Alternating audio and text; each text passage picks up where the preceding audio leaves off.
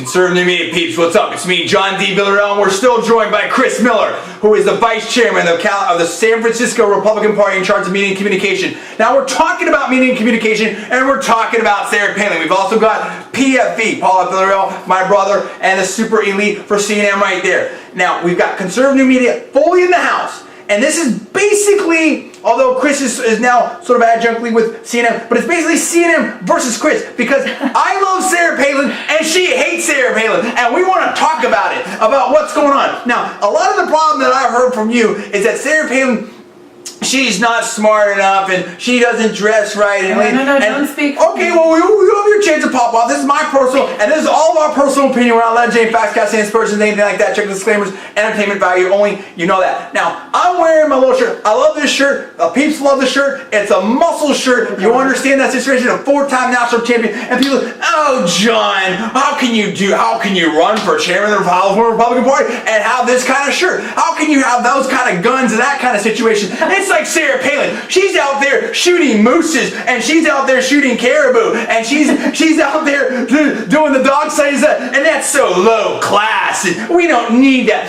in our snooty Republican Party on the golf course and that. Sarah Palin, let me tell you something, fools. We can't win just in the suits and on the golf courses. There's more people out there that look like me than look like Mr. Brooks Brothers over there. That's what I have to tell you right there. And we don't need Bob Dole and John McCain losing more elections for us. That's what's going on. And if the people weren't so, if Obama and the Democrats weren't so deathly afraid of Sarah Palin, they wouldn't be always trying to take cheap shots at her like what happened here in Arizona. But I'll put that on pause. I know Paul's got something to say, but let's turn to the woman that, quote unquote, hates Sarah Palin and thinks she's bad for the Republican Party. And I want to know the case that you're going to make. So let me speak to the word hate that you just used that has never come out of my mouth. Fine.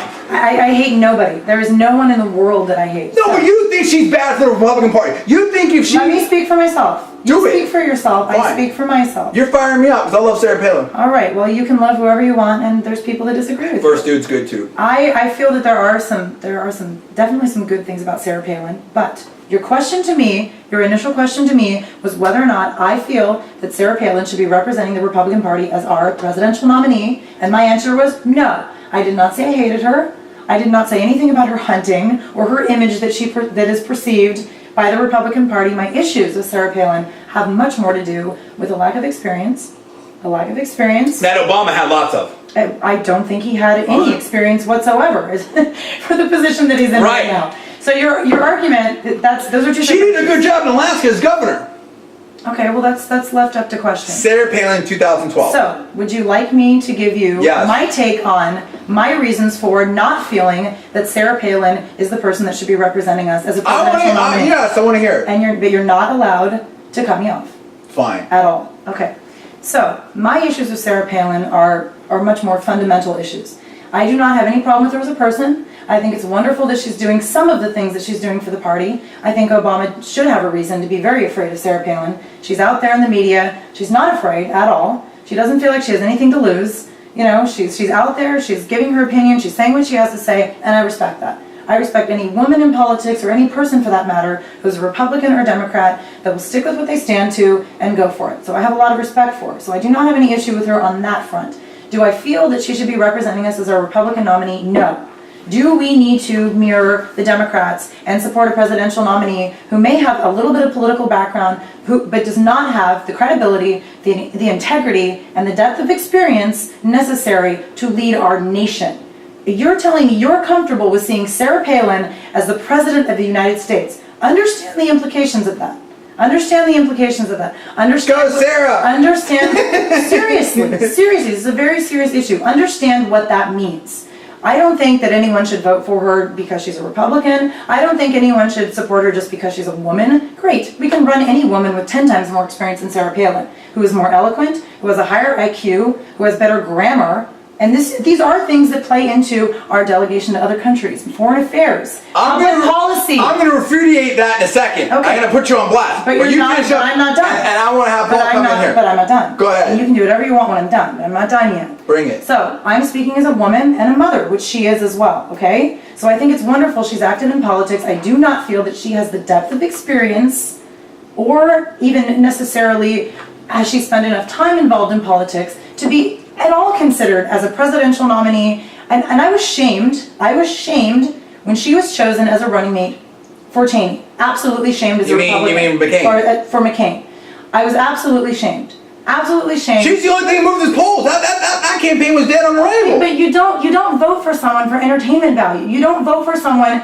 You don't support someone just because you can or because they're the best that you have. Hey, but you know what? Time out on that. I tell you what. I don't care if Sarah Palin would have worn a freaking clown suit to get McCain elected. Anything would have been better than Obama. But, look what we've done with the last 2 years here. But I do.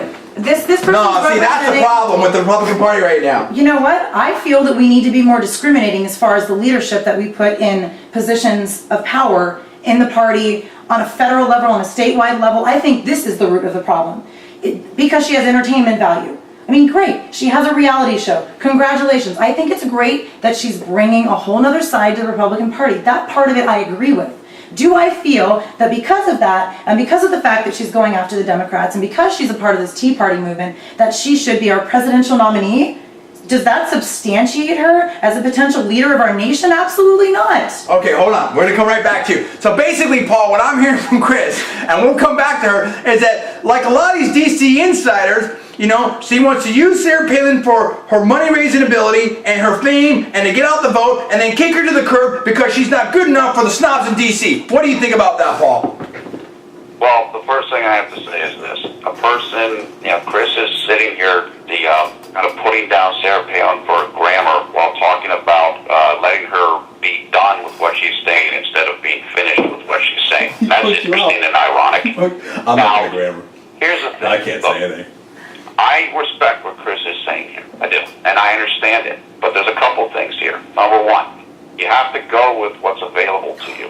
If we do a purity test about building the perfect candidate, guess what? Obama gets reelected in 2012. We can't have that. Now, and that's not going to work. I mean, sure, would I like it if there were certain aspects of Sarah Palin's resume that were stronger, whatever? Absolutely. But that's not the situation we're in. As Obama and his advisors talked about before the 2010 election, they said, we want to make this a binary election. They want to make it a choice. And Sarah Palin has the capability to defeat Barack Obama. Why is that our only litmus test? Wait, let me say what I'm saying. And why is that?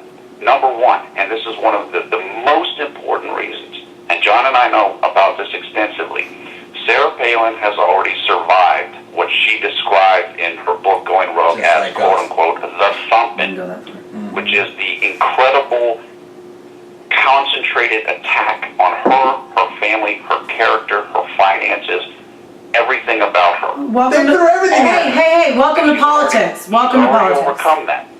None of the other contenders, Mitch Daniels, Mitt Romney, Mike Huckabee, any of these people, none of them have any idea what they would come under if they were actually selected as the nominee. And that part I would agree with. I would agree with that. And here's one more thing, and then I'll hand it back to John here. If you're going to beat a historic president, you have to beat him with another historic president. Ooh. Running a white guy, running an elitist white guy against the first black president of America, that's not going to work. Bad move. Right, okay, I love what Paul said right there, and I see what's going on. Sure. Look, I understand where you're coming from and all that, and that's why I deal with a lot of these insiders that come over. But I start with working backwards. What's the worst thing that we can have in this country right now? That's 4 more years of Obama being reelected. There's no doubt about that. Do you agree with that? Sure. He's almost wrecked this country, and thank goodness he's working on it. He's working on it. Good people like Chris Christie, John Boehner, Paul Ryan, Kevin McCarthy, all these people that we and the team that we fought. Rush Limbaugh, talk radio, the whole 9 yards. Sarah Palin, who's been a big part of it, who's fought him tooth and nail. She's dead out there. I mean, that's the thing. A lot of these people, the little snooty people, what have they been doing to fight the battle? Sarah Palin's on the front line there to fight the battle. She's raised money for cancer, more money than anybody. She's going all around the country and does some stuff. She's taking the slings and arrows. She's building credibility, and I understand what you're saying. But towards what means? Okay, hold on. Now we'll come back to that, and you guys can go back and forth. I don't care if anyone interrupts me because I'll get my points in. So the thing of it is like Paul says, you need to start with step one. Step one is the number one thing is to beat Obama. Now, step 2 is who can beat Obama. Not the wish candidates. Look, I wish Condoleezza Rice would run.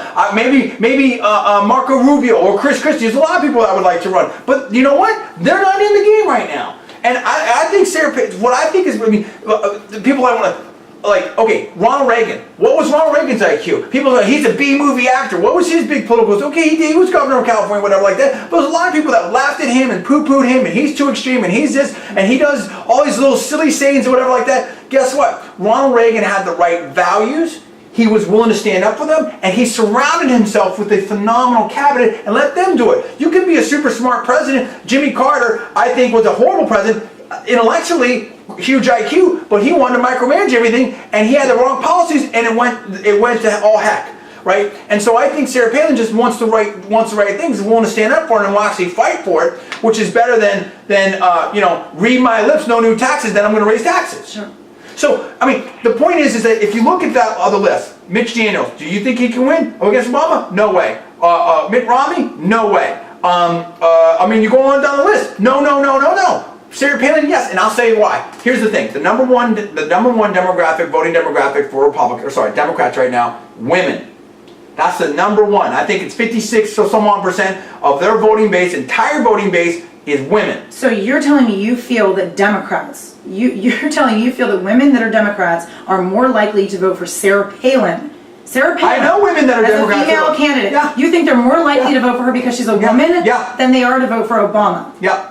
As a Democrat. Yep. You know why? Because you ever heard of Puma? These are the people, the Hillary supporters that are so mad about what Obama and Team Obama did to Hillary and punked her out.